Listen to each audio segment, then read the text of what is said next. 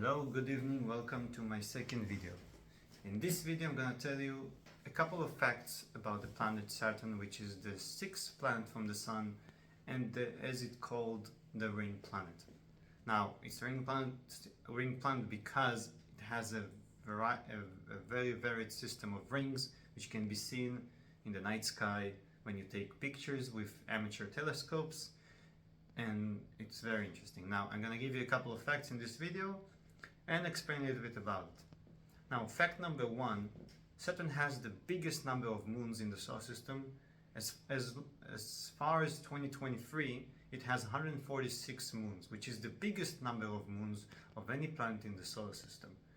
Now, good examples of some famous moons are Enceladus, which is a moon that has an ocean underneath its ice, and we could see that as geysers that go as plumes in its south pole through fissures and cracks in the ice. The second very fascinating moon is Titan, the only moon that we could see in the solar system that has an atmosphere. And now what is very special about it is that its atmosphere is actually pretty similar to Earth's, with nitrogen as the main component.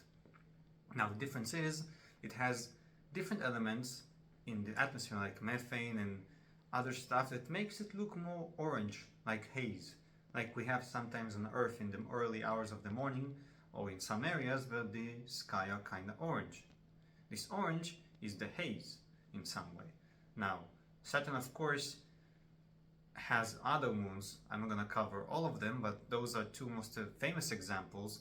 It has a other interesting moons, one with that used to have a ring around it, but that ring kind of settled down into his equator and you got some kind of ridge. Another moon looks like some kind of food item. There is a bunch of moons. There are some that are very small, like asteroids in some way. There are others which are very weird, but it has a vast variety of moons. Now, the second fact is his rings are not as old as the planet itself. Now, what do I mean by that? Those rings have formed when, most likely, and this is the top of hypothesis, it was created when an icy moon came too close to Saturn and broke apart into a large chunk of pieces. Those pieces then settled into an orbit around the planet and created that vast system of rings. Now, some rings have added through the years because of the actions of some moons, like Enceladus, that his plumes that creates the water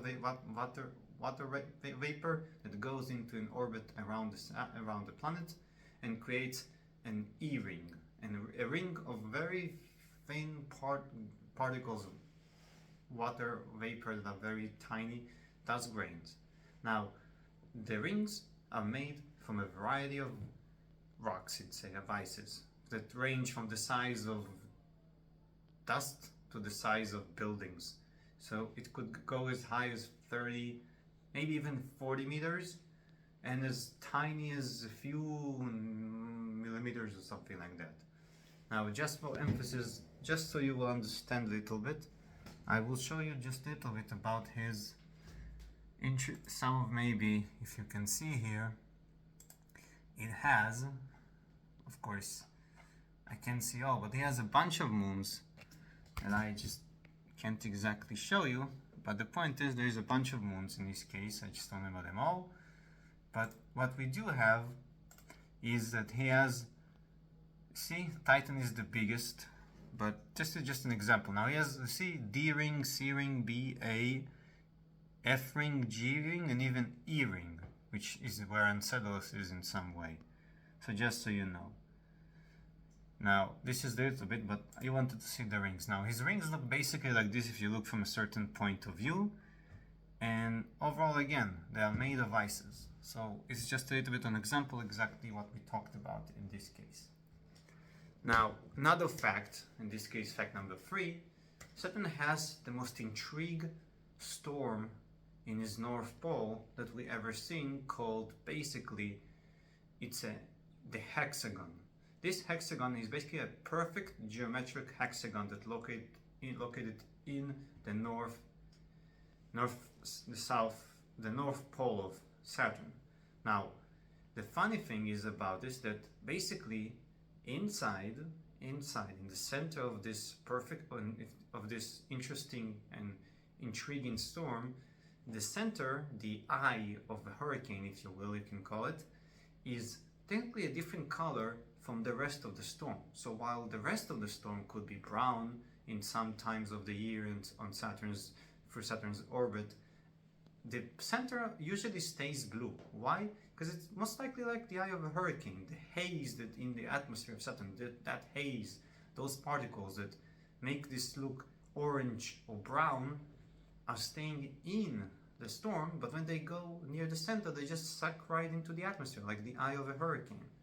So this is an interesting shape. Now, I will try and show you the hexagon so you will know what I'm talking about, but I don't know if you will see it here, but just one example. This is the case of aurora that is in the south, in the North Pole, and if you will see, there is this shape in here. Now, if I'm gonna try and write hexagon, you will most likely gonna see it. Now, here's an example. You can see it very, very good. Now, if you will see it, of course, I will try to make it look better. Excuse me for a moment. The hexagon looks pretty much decent.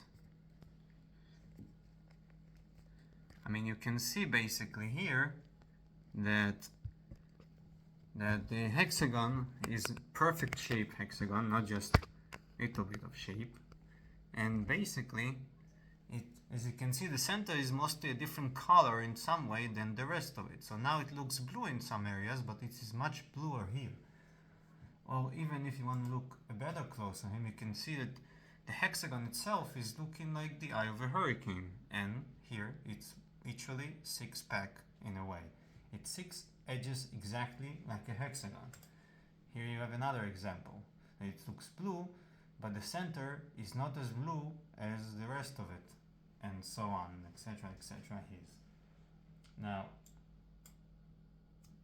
if we're gonna go a little bit further, the hexagon has been discovered by Cassini, and nobody knew exactly what it does. But we do know that at the end of the day, the hexagon is one of the most interesting storms we could see on Saturn. Now, another fact that might be also interesting is the speed that the ice chunks and the ice particles move in the ring. They move as fast as a bullet shot from a gun. It's at least 47,000 kilometers per hour or so. So if you're gonna go there, you will basically be killed by a bunch of tiny rocks, tiny ices that hit you, or even bigger ones. Now you might say, yeah, but why then those rings are there? Again, what we said first, the hypothesis is, but those rings are younger than the planet itself. So when Saturn first formed, it formed without rings. They only came later in its life. Now, interesting fact about Saturn is that it's very, very low dense. The density of it is less than 1, less than the density of water, which means if you technically put a giant ocean and you put Saturn in it, it will float, it will not sink in. So it's very light, it's made of hydrogen and helium just like Jupiter, but it's still very light and has a slightly different composition because basically it has slightly different concentrations of gases in its atmosphere compared to Jupiter, which give him much more brownish orange look in its atmosphere because it has more what we call haze, which creates this kind of color basically in the atmosphere. Those particles of haze are in its atmosphere, upper atmosphere, and you can see it. Now it has a magnetic field. It's very strong as well, not as strong as Jupiter's, but still very strong. So it creates auroras and such. But he gets extra electrons basically in a different way than Jupiter. Instead of some volcanoes that spew gases into the atmosphere that cuts in magnetic field like Jupiter and Io, in this case he takes water vapor out of Enceladus and takes it into orbit, the electrons that he can use, and the rest just stays in orbit and creates the E-ring that we could C in this case. Now, another interesting fact that I can tell you is that Saturn used to be in orbital resonance in with Jupiter a long time ago. About 700 million years after the solar system was created, Jupiter and Saturn used to spin around the sun, orbit the sun, in very specific sync, let's say. For every one orbit that Saturn did around the sun, Jupiter did twice. Now, that means that their combined gravity in a way through their ends created some kind of turbulence, and they were able to change the shape of the solar system in some way. They were able to push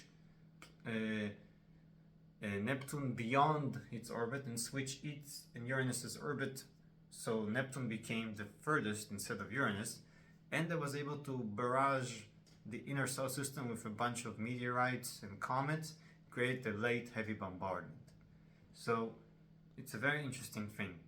Now, another little fact that we can say about Saturn is that his rings are basically not as flat as they seem in photos, which means those rings, they look flat from a distance, but they actually are more warped, and they have sometimes waves. They have moons that are shaping the rings as soon as in their orbits, which means that each time those moons are moving around, they affect gravitationally the particles in the ring, and they create sometimes waves even, and they create like hills, and they can't keep them flat in a way like they look so. Now if we're gonna even check it out, I mean, it's kind of hard to see in some way, but some of those rings, they may be looking flat, but they're not that flat as you might assume. So we can't exactly tell you, but we can tell you in a way. We can even show you a little bit.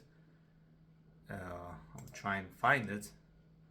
Just here in an example, I don't know if you can see, but as you can see, they're not totally flat. You can see that there is some cracks or some scuffing or a bunch of other stuff. It kind of shows that the rings are not unison here. You can see that pretty well, or even here. You see? This is an example as soon as when the moon, this is the moon of Saturn, tiny one, inside the rings, it creates ripples, and its gravity is affecting the particles inside and all that stuff. So it's very interesting. So it makes the rings not as flat as you might assume, just for an example. So those were some interesting facts about Saturn, about the rings, about itself. And next time I'll keep doing those videos about facts, and maybe sometimes go deeper, but this was some facts and a little bit about them. Hope you enjoyed the video, and I will see you in the next video. Goodbye.